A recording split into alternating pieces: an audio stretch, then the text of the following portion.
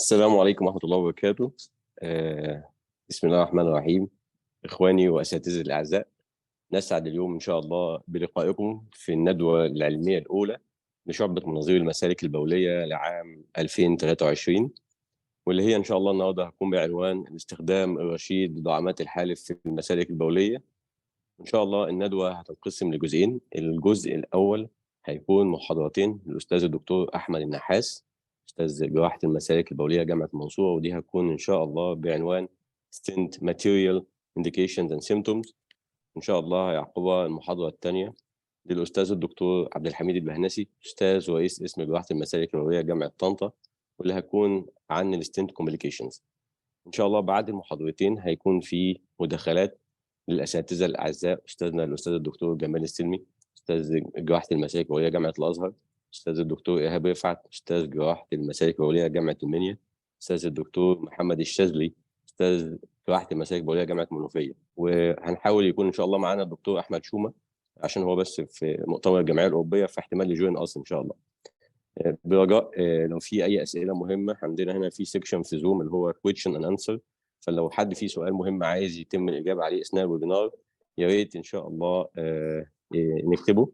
أنا معاكم، اسمي الدكتور محمد كمال عمر، أستاذ مساعد جراحة المسالك البولية كلية طب جامعة المنوفية، وهنقدم باللغة الأجنبية برضه عشان لو معانا حد من speaking English. So in the name of Allah, the most beneficent and the most merciful, dear colleagues, it's our pleasure today to meet you, or tonight to meet you in the first scientific webinar of the Embryology section of the Egyptian Urological Association in 2023.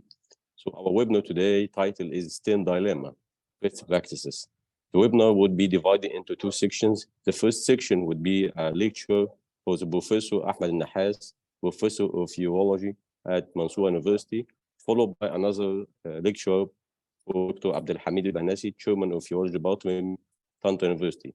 And also, a group of moderators would be answering a lot of questions, including Professor Gamal al-Silmi from Al-Azhar University, and Professor Ehab Rifat from Minya University, and Professor Muhammad al-Shazli from Minufia University. Hope you would be very happy with our webinar today.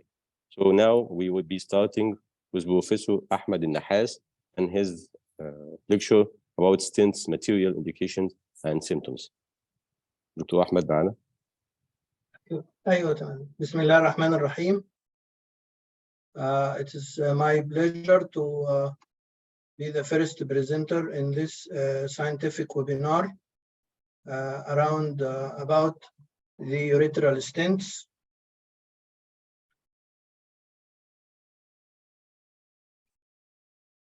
Indications, materials, and stent-related symptoms. This is the first lecture.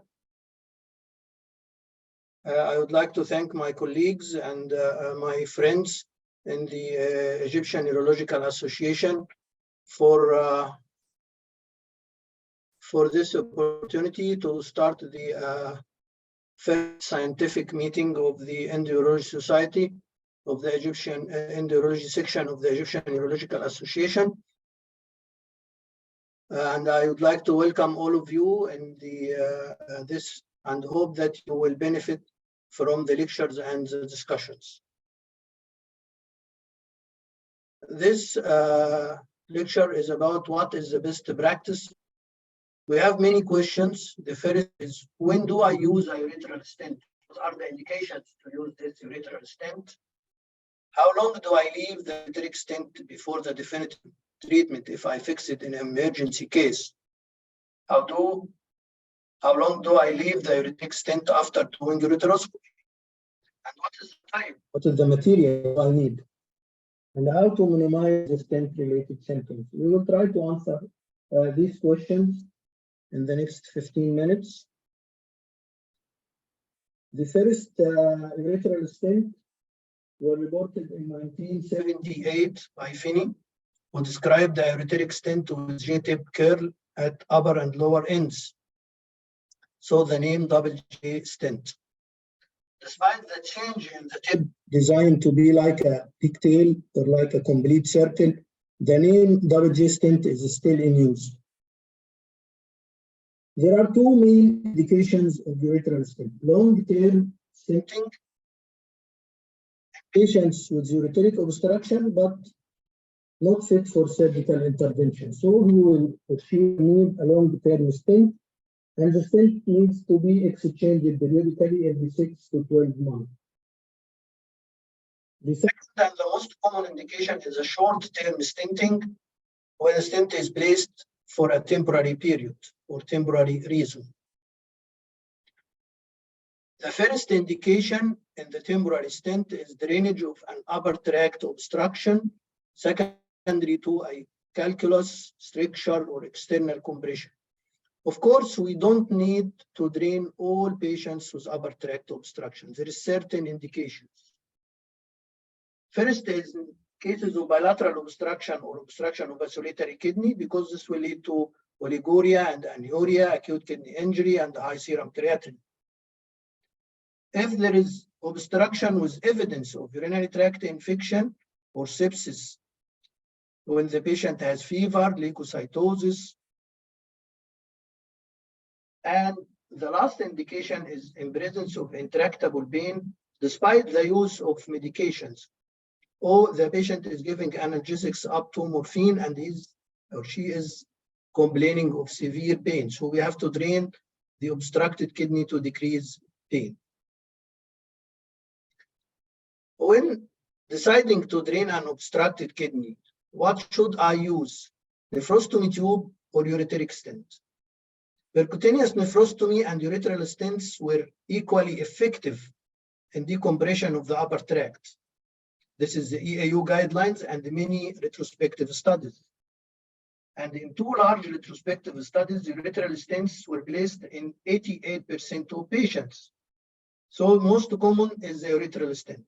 Nephrostomies are needed in patients with more comorbidities because nephrostomy is fixed under local anesthesia. When patients have many comorbidities, you go to nephrostomy to avoid giving the patient anesthesia. Or if there is a large stone and you are planning to do percutaneous nephrolysotomy later on, so you use the nephrostomy tract. Or if there is a high rate of sepsis, patients have multiple parameters of sepsis, so nephrostomy will decompress the system more rapidly. What is the ideal period of ureteral stenting between the emergency fixation and the definitive treatment? It was proved that passive dilatation of the ureter has been reported to occur after 2 weeks of stenting. So the minimum is 2 weeks. And on the other hand, ureteroscopy performed in patients that had a stent for more than 4 weeks, they have a higher rate of post-ureteroscopy sepsis. So the duration between 2 and 4 weeks. The second indication of a temporary ureteral stent is before flexible ureteroscopy. There is no prospective randomized data demonstrating a significant benefit of pre-stenting before flexible ureteroscopy. Retrospective data shows that failure to reach the calculus without pre-stenting is less than 10%. And a meta-analysis of 9 retrospective studies, including 11,000 patients, identified a stone-free rate in favor of pre-stenting. And the Clinical Research Office of Endourology Society Global Ureteroscopy Study demonstrated a higher stone-free rate for pre-stented patients, but there is no benefit for ureteral stones. The benefit only is for renal stones. Placement of a ureteral access sheath has shown to be easier in the pre-stented patients. The Association of Urology guidelines stated that it is not necessary to routinely pre-stent all patients before ureteroscopy, but that may improve the stone-free rate and reduce complications. The third indication of a temporary ureteral stent is after ureteroscopy. American Urological Association and European Association of Urology guidelines recommended omitting ureteral stent placement after uncomplicated ureteroscopy. We can do it in the following indications. In solitary kidneys, if there is ureteral perforation or residual fragments, or the risk of post-ureteroscopy obstruction, in cases of extensive edema at the site of the stone impaction, or if we do active dilatation of the urethral orifice using a balloon or urethral dilators. A recent meta-analysis included 2,500 patients demonstrated that pain, dysuria, hematuria, and irritative urinary symptoms were significantly more in the stented group, while the risk of unplanned readmissions was significantly higher in the unstented group. So you have to balance between the symptoms and the need for emergency admissions.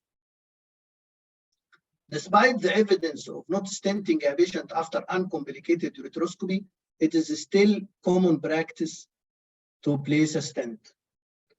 And the Croix ureteroscopy global study, including 12,000 patients, showed routine use of urethral stent in 2/3 after urethral stone treatment and 80% after renal stone treatment, despite the recommendation not to use a stent, but all of us use a stent.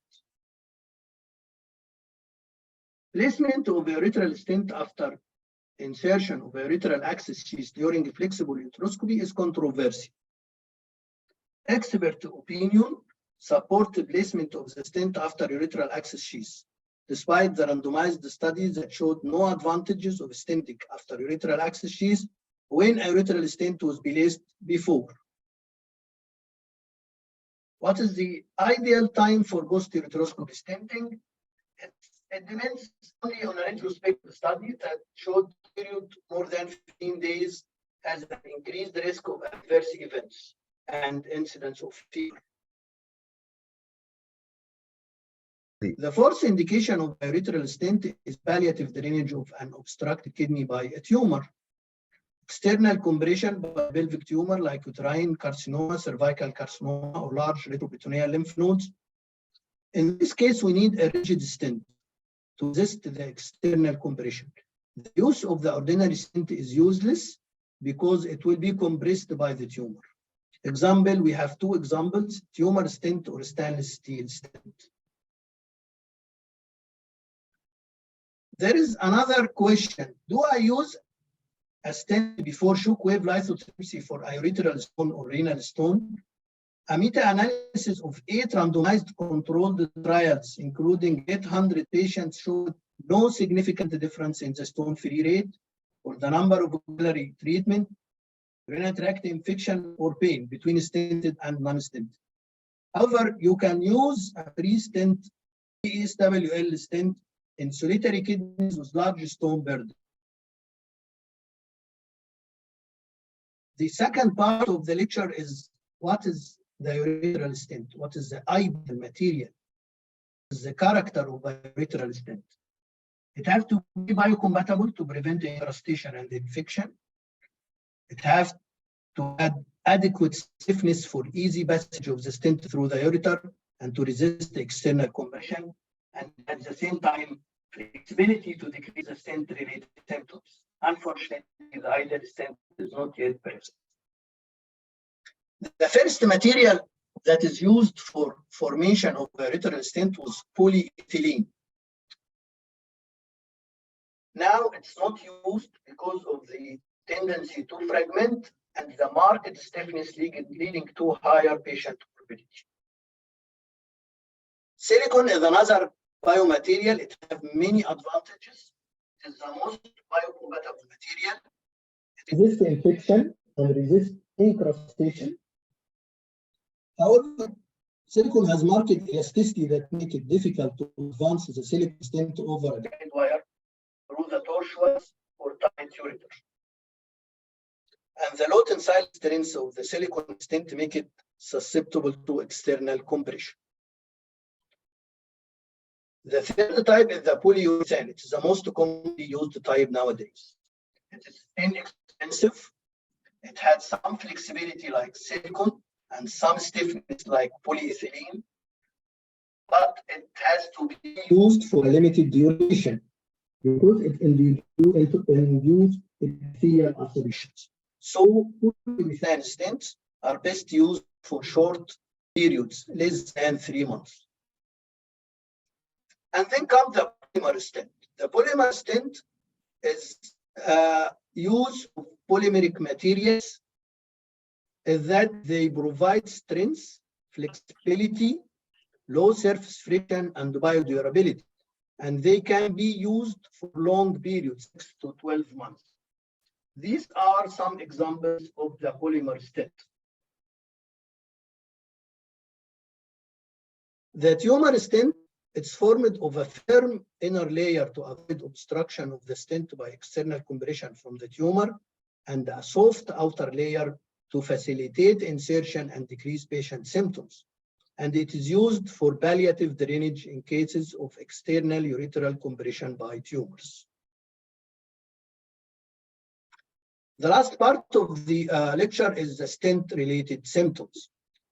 Up to 80% of patients with ureteric stents were reported to suffer from at least one of the stent-related symptoms. So I believe that urethral stents are hypnotic for the surgeon. He ends the ureteroscopy, he fixes the stent and go to sleep. But it's a nightmare for the patient. He has to awake every night for frequency, for hematuria, for pain. Stent-related symptoms include pain, either in the suprapubic area or the flank, lower urinary tract symptoms, or hematuria. And the etiology is either irritation of the mucosa by the stent ends, upper and lower ends, or reflux of urine during micturition through the stent. The risk factors for development of stent-related symptoms, the first one is positive urine culture. The second is crossing of the lower end of the stent to the opposite side of the midline. It will cause extensive bladder irritation. And the third is the calyceal position of the upper coil. It has to be in the renal pelvis, but if the stent is too long, it will be in the upper calyx. And the fourth risk factor is the longer stenting duration. Every week long in the stent increase the symptoms by twofolds. How to minimize the stent-related symptoms? The first is to choose the stent length that is suitable for the ureteric length. We have multi-length, we have 26, 24, 28. How to know the proper stent length? Some uses the patient height. If the patient is tall, they use long stent. If the patient is short, they use short. But this is not accurate. If you introduce the ureteric catheter during retrograde study, you can count the number of the shards on the ureteric catheter. And this indicates the length that you will use for the ureteric stent. The second method to minimize the stent-related symptoms is to use the stent for the shortest period needed. The third is modification of the stent design. Some stents incorporate a smooth transition from the firm biomaterial at the upper end to a soft biomaterial at the distal end to minimize bladder discomfort. Or they are coating the stent with different material like hydrogel to decrease friction, heparin to resist incrustation, antimicrobial to resist bacterial colonization. The fourth is the use of drug-eluting stents like triclosan to resist infection or ketolac to decrease pain. And the sixth method to decrease stent-related symptoms is use of medication like alpha blockers, antimuscarinic, or combination of both. So the take-home messages, there are certain indications for temporary urethral stents to alleviate obstruction, to prevent and manage ureteroscopic complications before flexible ureteroscopy in certain cases. And the ideal interval between stenting the ureter and ureteroscopy is 2 to 4 weeks. Post-ureteroscopy stenting is recommended for 2 weeks.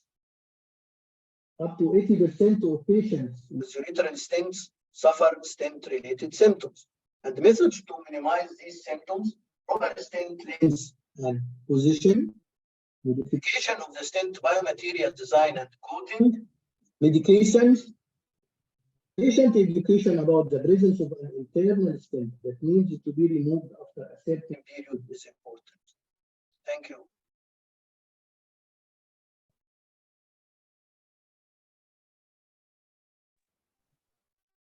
شكرا جزيلا.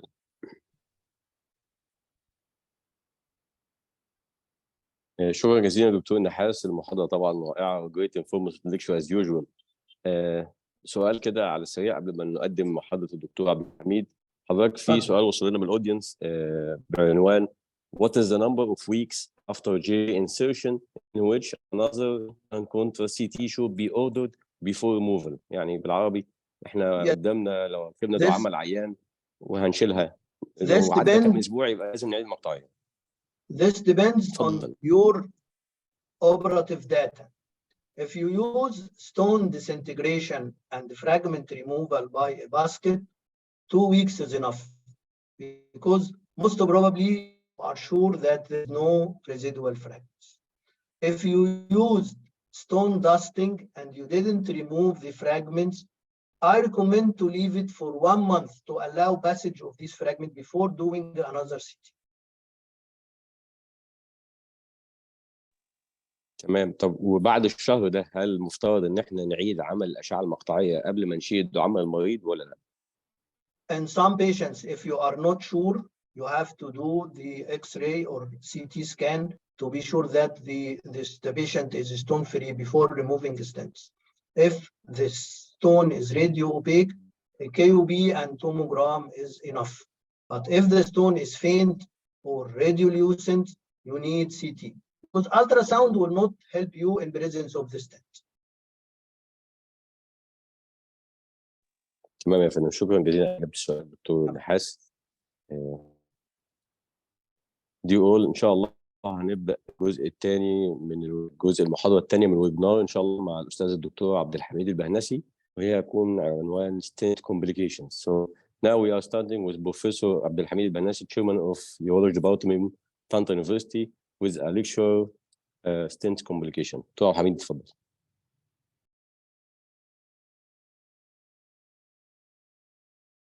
بسم الله الرحمن الرحيم.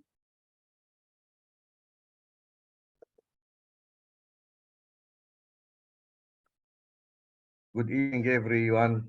It's my pleasure to be with you tonight, talking about the dark side of stenting the ureter. Whatever the indication, I will try in my presentation to tell everybody how to predict the complication, how to avoid, and lastly, if it happens, how to treat it.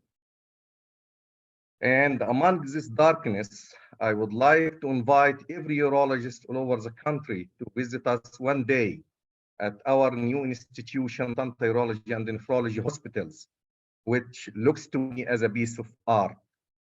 Back to complication, which range after stenting from stent-related symptom, as Dr. Nahas has shown us in his nice lecture, to one of the nightmares that can happen at the end if we neglect or the patient neglect his stent for a long time. I'm gonna skip this stent-related symptoms that has been shown by Dr. Nahas, but everyone has to know that these symptoms has a negative impact on the sexual activity of our patient, whether male or female. And of course, it decreases the work performance and has a negative impact on his or her quality of life. Complication of urethral stent, we can divide it into intraoperative, early postoperative, or late complications. We are going to talk on each of these one by one, how to predict, how to prevent if possible, and how to treat. As regards the intraoperative complication, one of the intraoperative complication is failure of endoscopic urethral stenting. It's not shameful if you are not able to stent a ureter. The reason is not you all the time. It may be in the ureter, in the patient himself. And if it's in the ureter, it may be intrinsic or extrinsic. It may be benign or malignant. But there is some reasons that may make this impossible to stent such a ureter. How to predict this? By taking a detailed history. If there is a history of malignant problem in the pelvis or malignant invasion of the urinary bladder before, malignant tumor within the pelvis that has been treated with radiotherapy, you are expecting some difficulty that may face you during stenting of such ureter. If there is many problems or many surgeries has been done in this pelvis that you may expect that such surgery or intervention may cause deformity of the trigone. If a patient, especially male patient over 65 or over 60 with a mid-lobar enlargement of his prostate, what should I do or what should I prepare? How should I prepare myself? You may need to use mini wires. A friendly start with a friendly wire, very floppy wire, and you can exchange for another regular wire and or use a super stiff guide wire to put your stent in. If all of these tricks, using different wires, using ureteroscopy for the first feeding of the wire, if all of this failed, please go for ultrasound insertion of a nephrostomy tube and come back in few weeks and you will find it easier.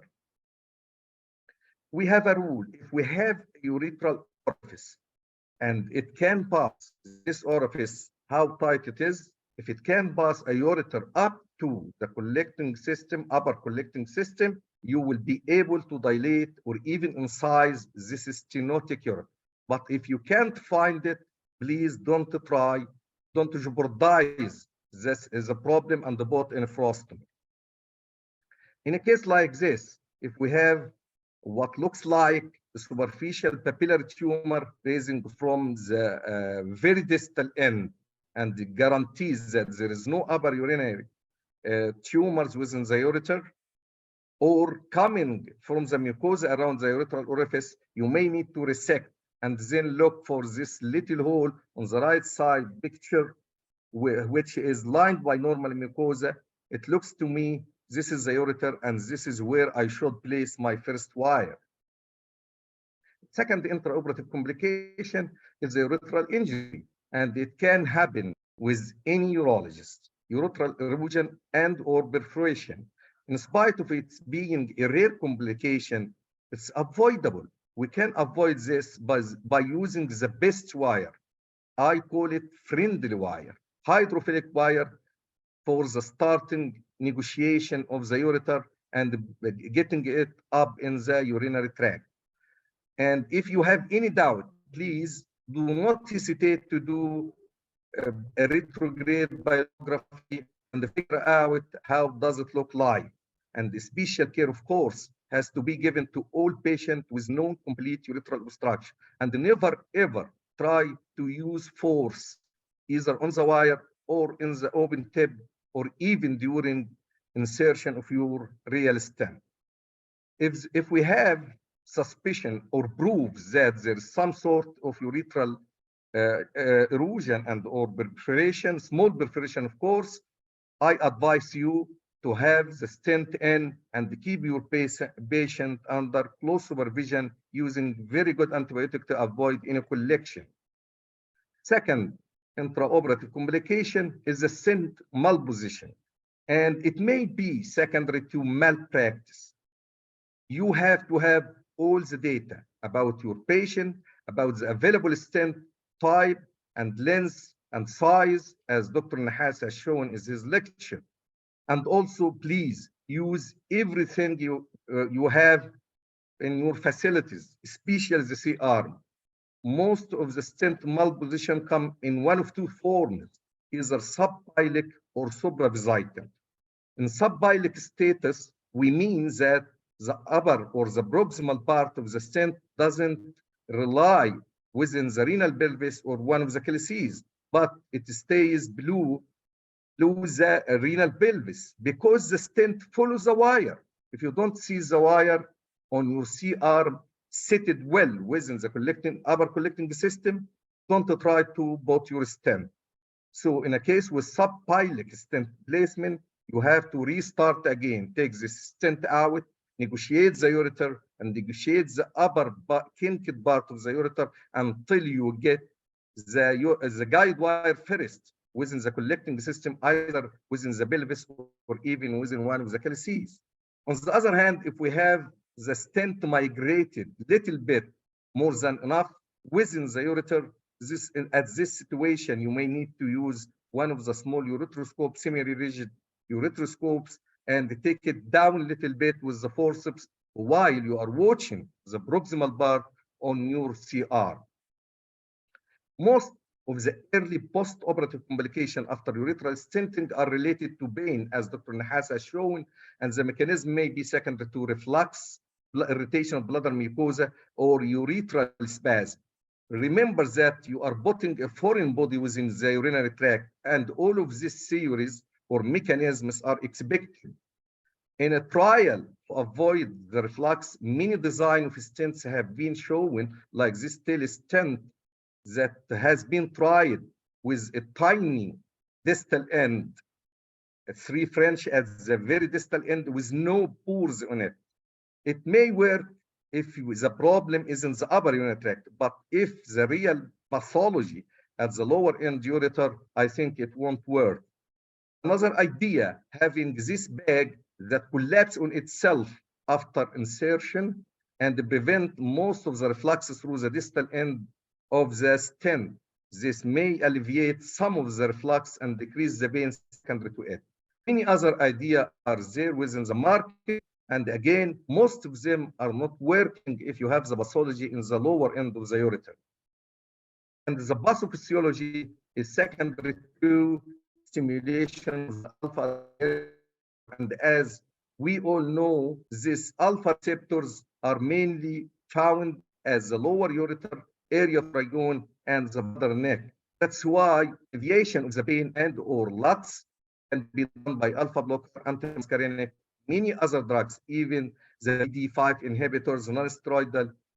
But what is most interesting, I have read 2 papers about using pregabalin, which is known as Lyrica in our drug market in such a situation, and that the use of calcium channel blockers, and I don't think most of us will go for so far.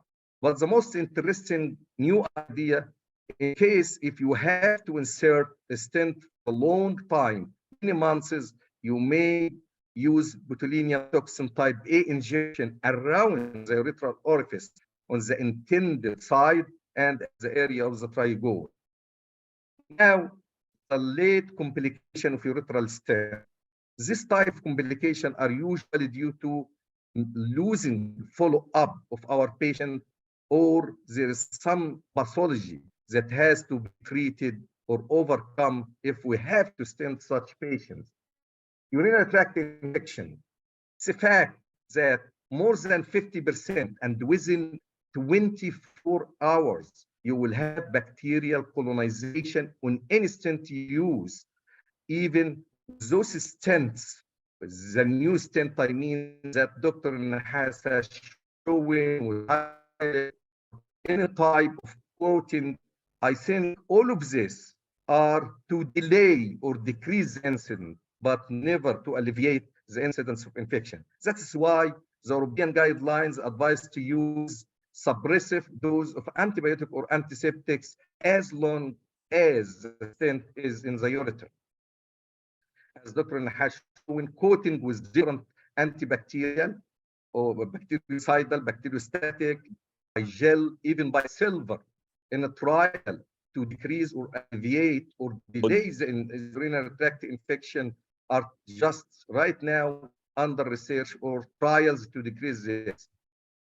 But remember this, the indwelling time, the longer the stent stay in the ureter, the higher or the strongest incidence to have recurrent urinary tract infection. And what should we do if we have a stented patient with febrile UTI? Deal with such a patient as if he is a patient in pyemia or even septicemia. Hospitalize the patient, if it's possible, take the stent, and safe, I mean, if it's possible and safe, take this stent out and treat your patient aggressively with bladder drainage, intravenous fluid, broad spectrum antibiotic. And once you got control the symptoms, please do not forget to use the antiseptic or suppressive antibiotic. The second late complication that it may happen, and also it's related to the time you leave the stent within the ureter, is the spontaneous stent migration.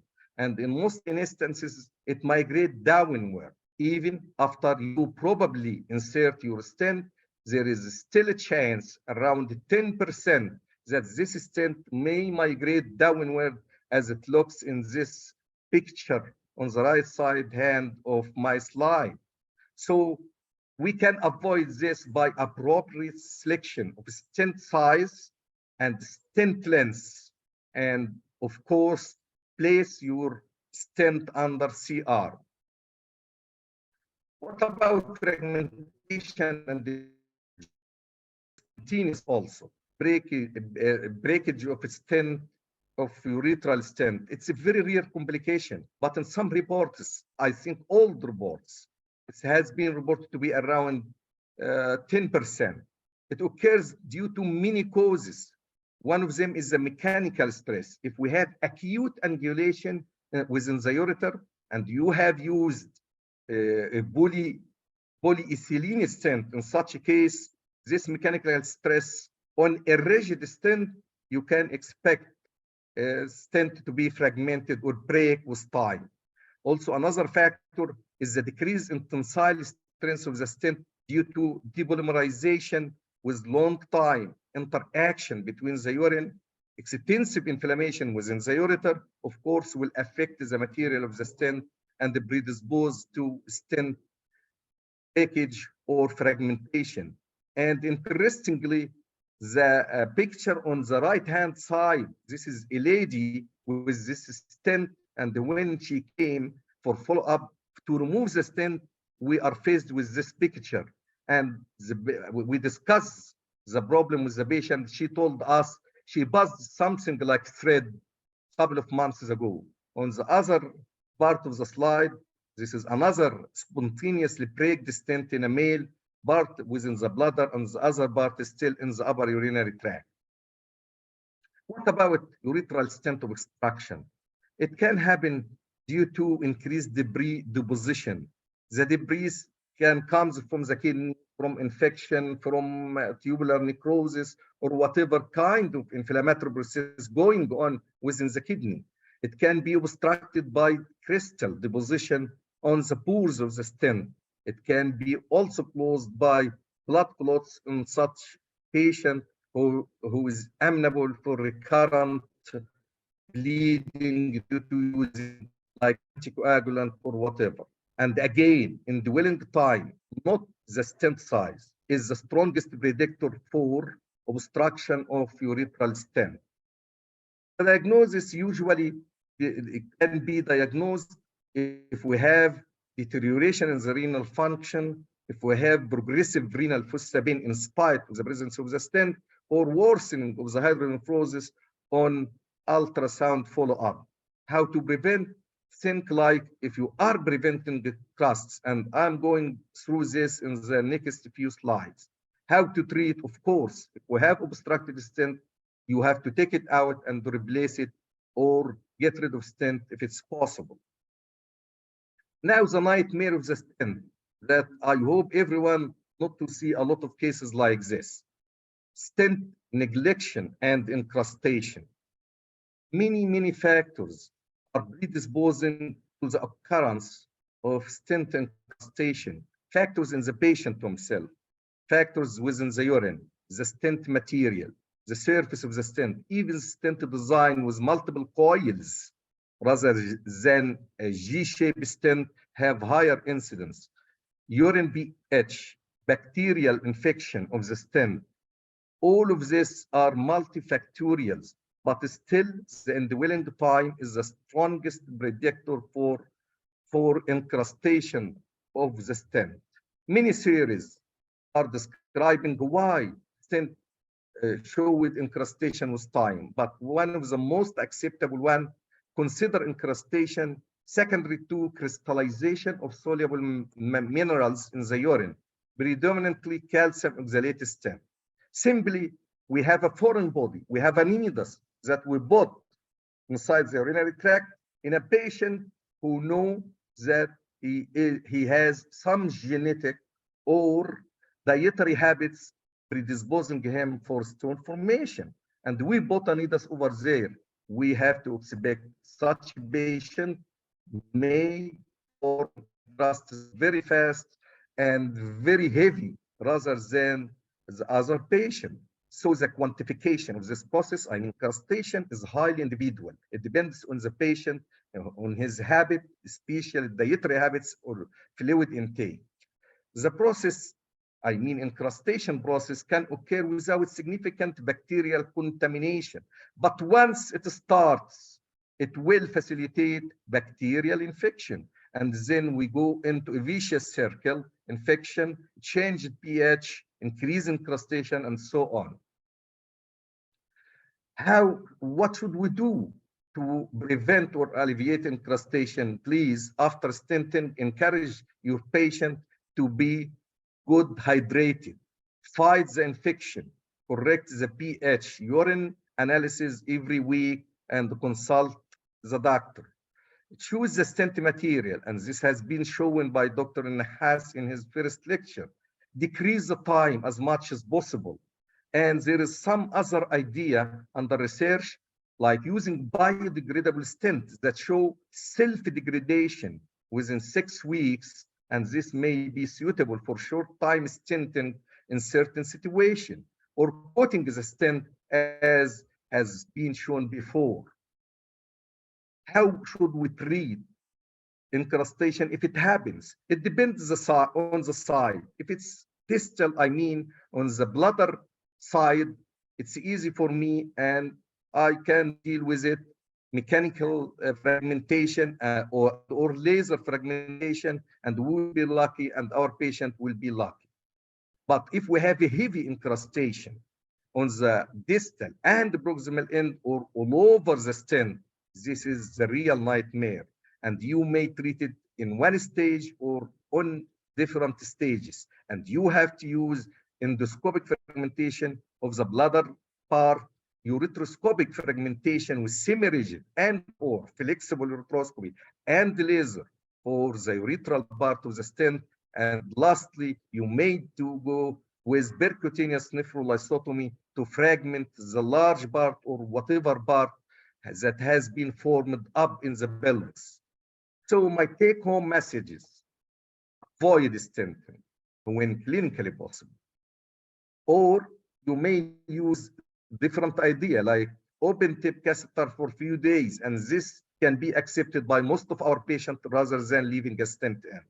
Study your patient, study all the equipments you have, and be ready to use any of them. Eradicate any infection prior to stent any ureter. Minimize stenting time as much as possible. Make individual stent material selection as one of your job, and don't skip single step during insertion of your stent. Use the CR. Use the CR, please. Measure the urethral stent as Dr. Nahas has shown by open tip endoscopic measurement. Don't take it lightly.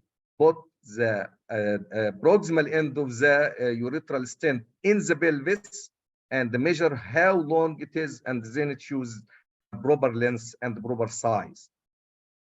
Proper hydration after stenting. Use the best medication as has been shown in the 2 lectures to alleviate most of the stent-related symptoms.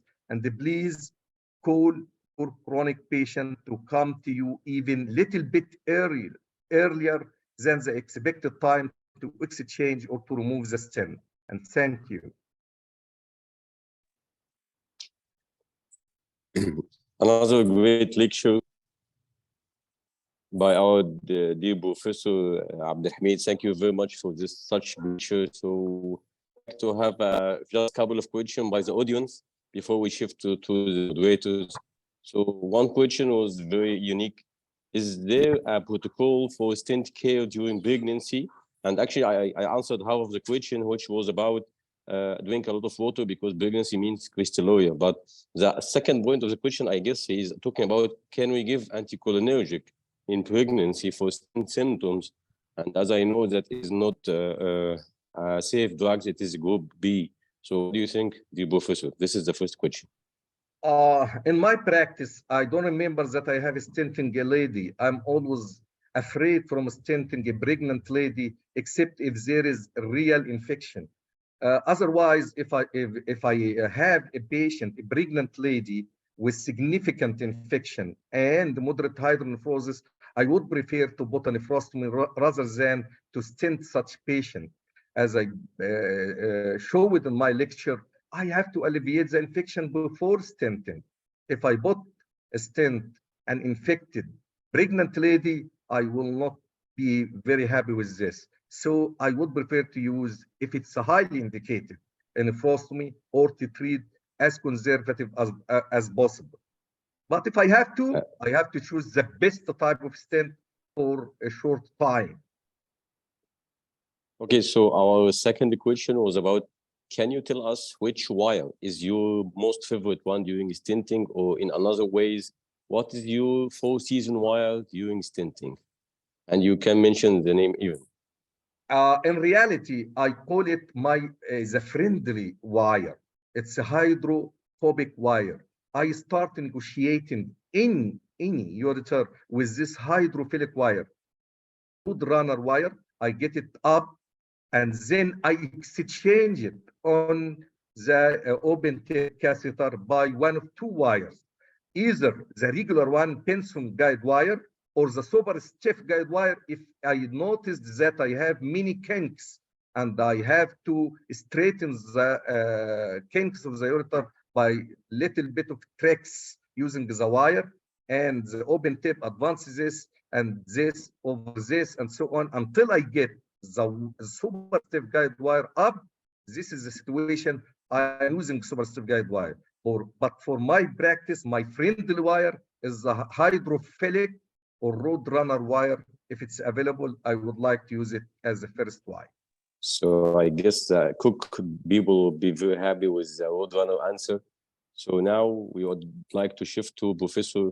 Thank you for the lecture, dear Professor. And we'd like to shift to Professor Gamal Selmi, who will be having a comment on the two lectures, and also he would be answering a question that have been repeated many times during the session, which is to stent or not to stent, how to decide after uteroscopy. Now with Professor Gamal Selmi, Professor of Urology at Azhar University. Bismillah ar-Rahman ar-Rahim. First of all, I would like to welcome all of you for the first webinar of the Endo-Urology section of the Egyptian Urological Association. Second, I would like also to thank both of the speakers, actually, Professor Nahas from Mansoura and Professor Al-Bahnasi from Tanta, for this really interesting two subjects. They are really raised the questions of the indications and meantime the complications of the stent. So I think it's clear that the stenting of the ureter is not a benign procedure, and for every urologist, you should keep in mind before you decide to put the stent, think about the complications of the stent. And again, after the two lectures, we ended with the common situation. Shall we stent or not stent, and how to decide? Again, the whole idea from this session actually to stress on a very important point, which is the abusing of the stent. I mean, we saw for our practice, a lot of cases stented without a solid indication for the ureteral stent. So the common situation, it will cover that if you do the ureteroscopy and your procedure is uncomplicated procedure, I don't think there is indication for the stenting. Putting a ureteric catheter for 2 or 3 days, it is a common practice. And as you see from the presentation of Dr. Nahas, there is no need to put a stent after a simple, straightforward procedure. with the as well as you see the results. The auxiliary putting a stent, it doesn't facilitate the passing of the fragments, and the results are almost the same. So again, think about it, putting the stent before the stone in cases of ESWL. And I think we left with the complicated cases and the decision you take at the end of the procedure when you think you put a stent, I mean, without urethral injury, no indication if this is not a single kidney, if the procedure is simply straightforward, I think there is no need to put a stent after your procedure. The idea of putting the stent before the flexible, as you showed by Professor Nahas, I mean, again, there is no need to put a stent and the results the same. And I think we hear from Professor Ihab Rifat about this point. I mean, putting the stent before the flexible or working without a stenting. So the common question to summarize, at the end of your procedure, if your procedure, I mean, your ureteroscopy is straightforward procedure, non-complicated ureteroscopy, there is no need to put your stent, except if there is a urethral trauma, a single kidney, infected kidney, you have to put the stent. And again, about the question of how long you will leave the stent, actually, I have the opportunity to work with Professor Hilali on this subject, and we choose the two groups of the animals, and we stented group, and we left another group with stented, and the conclusion of the study actually was published in the Journal of Urology. Stenting up to 4 weeks, it is enough. Otherwise, the stent will induce a significant chronic pyelonephritis at the end of the kidney. So again, the question of the timing, we are talking about from 3 up to 4 weeks to leave the stent. Any questions, Dr. Muhammad? Thank you for the nice and brief answer, Dr. Gamal. And now we are going to shift to Professor Ihab Rifat. Professor Ihab, Professor of Urology, Min University, and the question would be about, actually, I would add another question for Professor Ihab before we go to his first question. So, Dr. Ihab, how to measure adequate stent length after completion of a procedure and you are going to put a stent inside the patient? How do you measure the stent length? This is one of the question by the audience. Good evening for everyone. Happy to share with you this webinar, the first webinar, a very strong and successful webinar. I would like to listen to the question again. Is it regarding adjustment of length of the stent? Yes, one of the audience have a question. He have completed the procedure and he's going to insert a stent in a patient. One patient is 160 centimeter, one patient 180 centimeter, another patient is just a child. How should he measure the length of the stent? How many centimeters, like 20, 26, 28? How he measures this? This is already answered by Professor Nahas and Professor Abdul Hamid Nasi regarding putting a tester inside the patient and detecting the length from the pelvis till the ureteric orifice. And this is applicable in every case. For a regular adult male, usually 624 double J stent is enough length. Little taller one, 626 will be enough. Other ways, if you use the multi-lens J stent, I prefer to leave the use the lens 624, and I leave the coils from above as it is, and I cut some of the coils from below. This most of the time can adjust the lens for you most of the cases.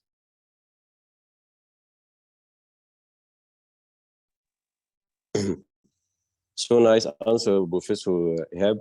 So before we go to the main questions of prepared for you, so another question: can you tell us any memory about unbelievable catastrophe you witnessed in your tertiary center by a complicated?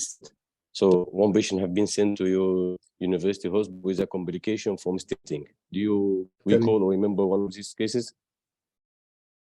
We have it's not really complication if it's late. It's complication by itself. The patient is calm, but when you do the X-ray to detect what is the situation for his stent, especially if it's lost for a long time, we have some patients coming to us after 4 to 5 years with the stent inside, and the last one was a child 4 years. And he has a stent left in for 1.5 years. He has some stones. It's a bilateral stent even. So has some bulk of the incrustation on the upper coil on the left side, and has a stone or encrusted part on the middle third of the left side of the same child. And there are 2 stones in the distal coil. This is all on the left side. On the other side, on the right side, has some incrustation on the upper coil in the pelvis and a stone on the distal end inside the urinary bladder. So you have a baby 4 years with such incrustations involving both stents, and the stent was left for inside him for 1.5 years, more than the time which was supposed to be 2 to 3 weeks rather than a long time. Maybe we have to instruct the relatives of the patient in addition to the patient himself, because sometimes the patient at the time of the operation is not concentrating enough. He's attracted by the operation. So you have to tell him and tell also some of his relatives, and you have to put a record on his follow-up card.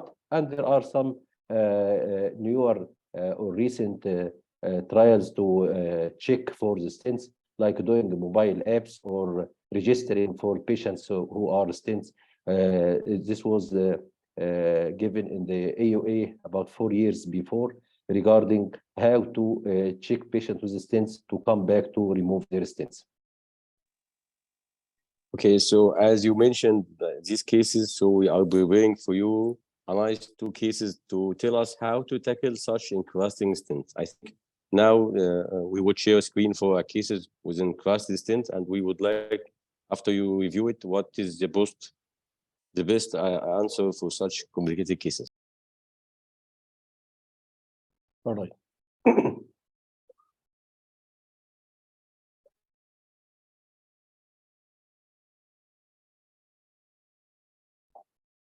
Yes. Okay, you can give us an answer, Professor. Okay, start with the first case. Can we go back to the first case, or start with this? Yes, okay. So that's when we listened to the previous 2 lectures by Professor Bahnasi and Professor Nahas. They were talking about the material of the stent and the duration and the complications that could be encountered by leaving the stent for a long time. So if we look at this stent on the left side, we have massive incrustation almost involving the whole stent from above down till the urinary bladder. So when you look back to this patient, when you started to put a stent in this patient, you were trying to do a less invasive maneuver for him by doing a stone in the ureter endoscopically rather than open surgery. And find when the patient, or you didn't give enough instructions for the patient, or the patient forgot to come back, and we have this problem with this incrustation that may or that will need a lot of maneuvers. One of them could be open surgery even to remove a stent which you put endoscopically. So you have like a feeling of put it endoscopically, and to remove it by a lot of endoscopic procedures or sometimes open procedures. So looking back to this X-ray, we have to get rid. I start from below up usually. So we have to clear the stone inside the urinary bladder. It looks very big by either using, according to the facilities that you have. If you have a laser, you can fragment these stones and get rid by iliac evacuation to get rid rapidly of the bulk of this stone, and then you start to follow the lower ureteric incrustation from below up.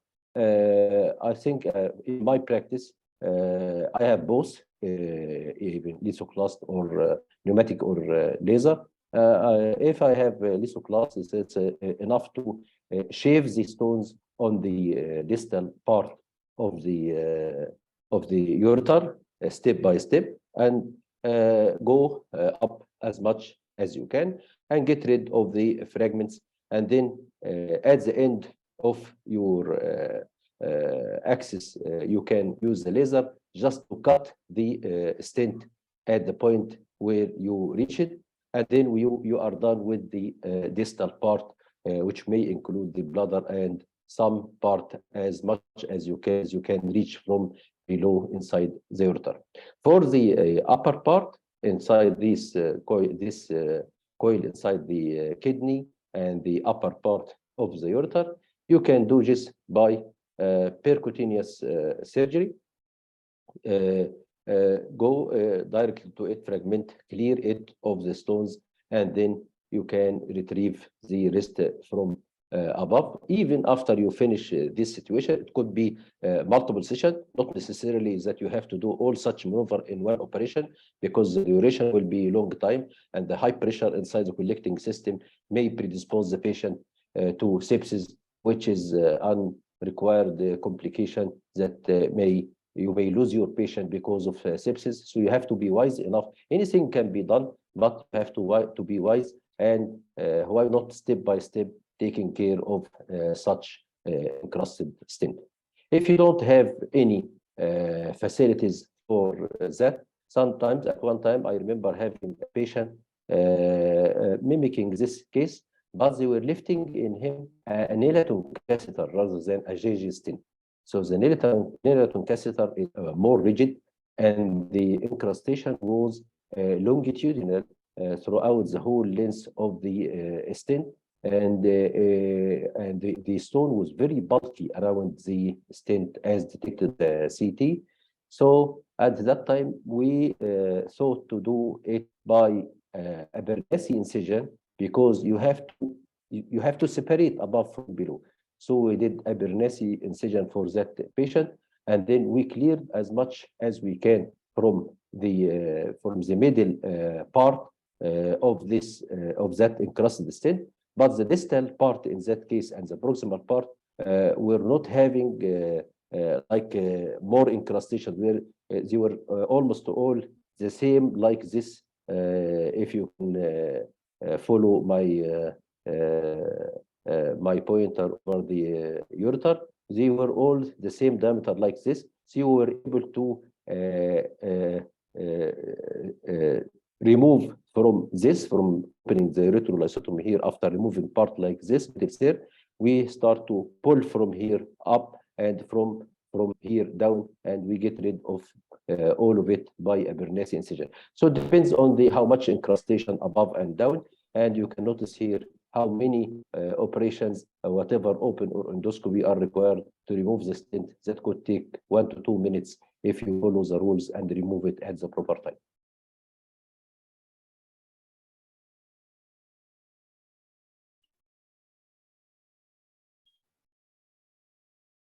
Okay. Actually, very.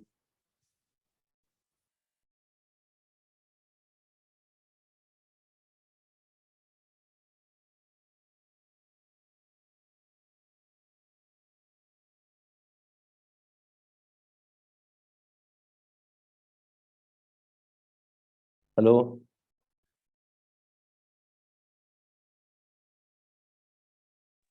اتفضل نكمل. هو الصوت ما كانش معايا خالص، انا ما سمعتش حاجه. حضرتك very nice and elite answer, and you are going very nicely, so you can continue. So this is the second case.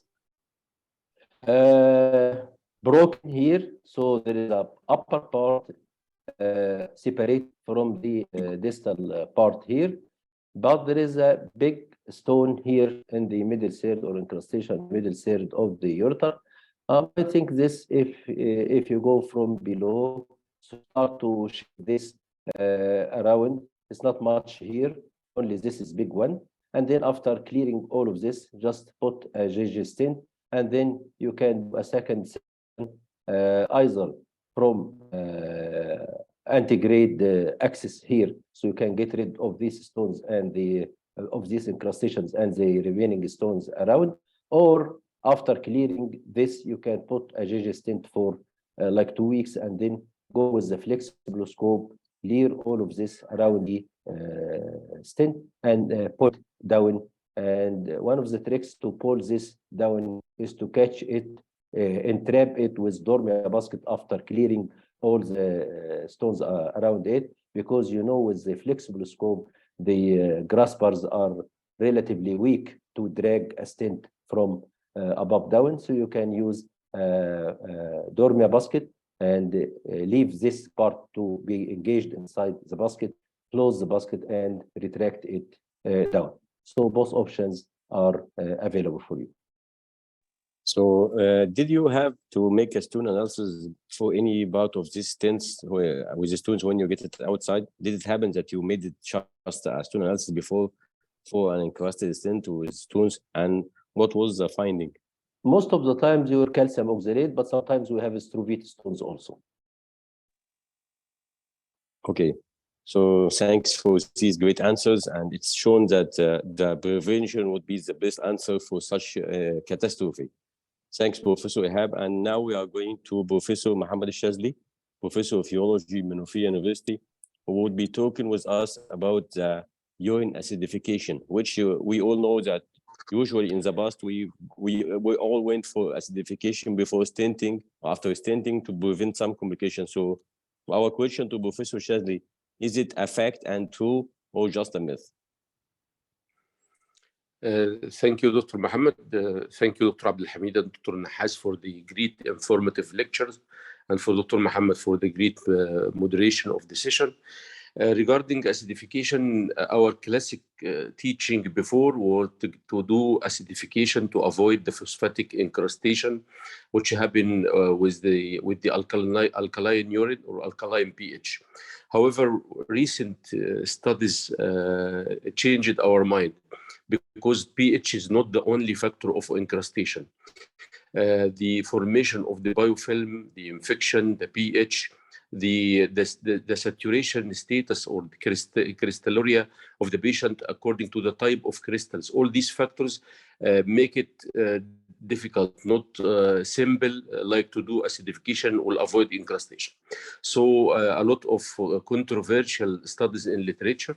Our classic acidification, we did vitamin C to avoid this incrustation. However, we found some cases have incrustation despite the acidification.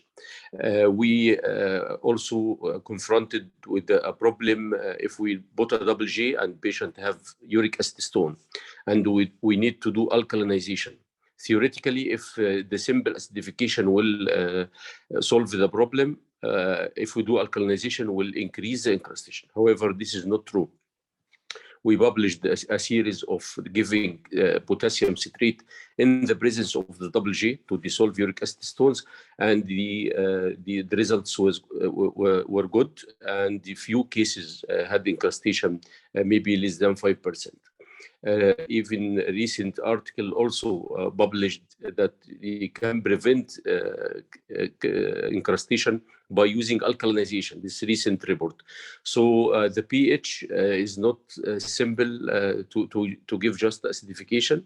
You need to study the urine pH. You need to study the 24-hour crystals profile of the patient. You should know the situation, is there infection or not. A lot of publication also on the biofilm, as mentioned in the lecture, to how to prevent the biofilm, because its rule may be more important than the pH rule. Some studies give mucolytic, some studies give some phytate, L-methionine. A lot of literature, even in Asyut University, they give acetylcysteine effervescent. So we have to, as a mucolytic, to avoid the mucus biofilm formation.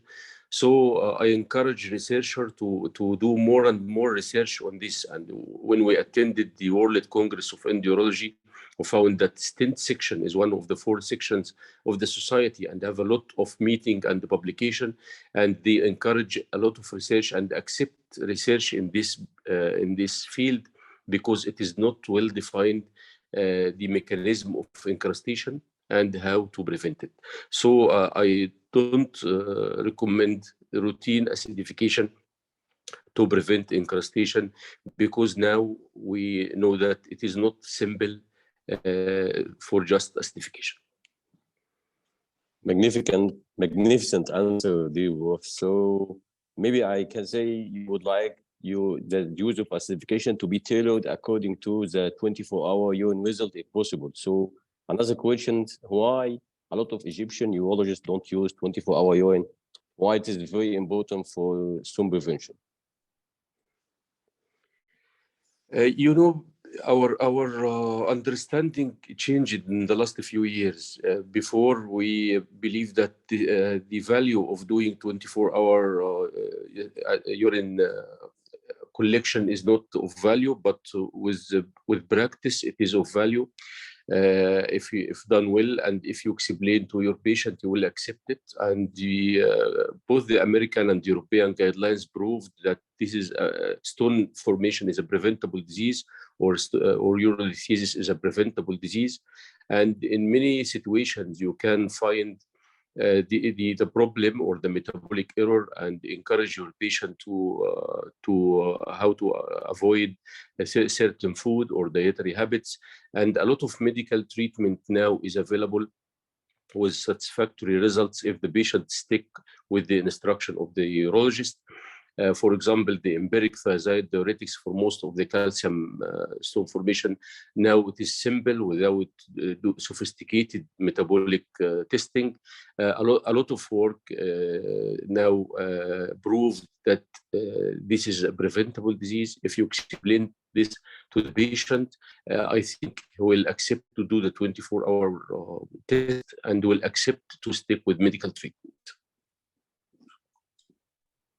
Actually, we can't get enough from such great answers and such great moderators. So our last and concluding question for the session would be a question about the audience.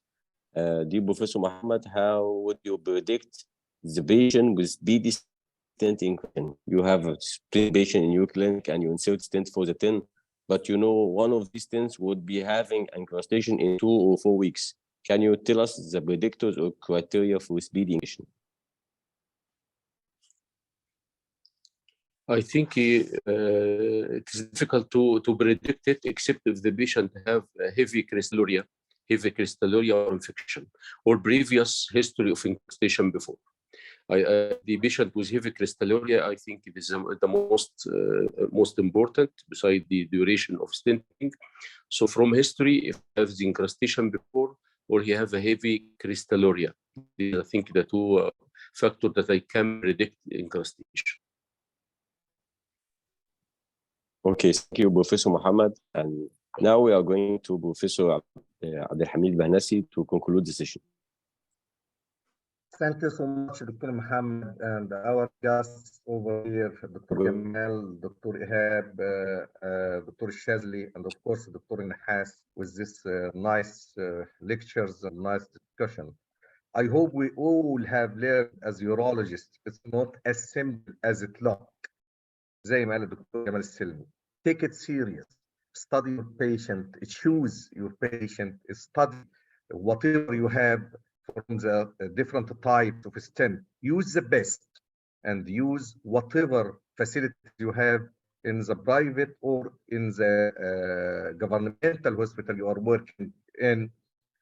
Try to avoid. By more knowledge you will learn who is at risk and who you should give him more care, and even who you should advise him to change his habitual dietary habits. Take a lot of fluid, change the pH from time to time, and our practice is to make it as short as possible and put it and use it only when it's indicated. Stent is still a dilemma, and I hope we help ourselves and our colleagues to give them knowledge how to take it as as serious as it should be. Thank you so much and see you soon in another very interesting subject from the endourology section in our great urology community, جمعية جراحة المسالك البولية. See you soon and have a good night. السلام عليكم ورحمة الله وبركاته. I would like just to congratulate all of you actually from the endourological section, Dr. Bahanasi, Dr. Nahas, and Dr. Muhammad, for this really valuable discussion and interesting subject. Also, I'd like to thank my colleagues, Dr. Nahas, Dr. Shazli, and Dr. Ihab, for their sharing the knowledge and the discussion. Again, thanks for all the audience who share us tonight, and we're looking forward to see you again next. Thank you very much, everybody, and good night. See you.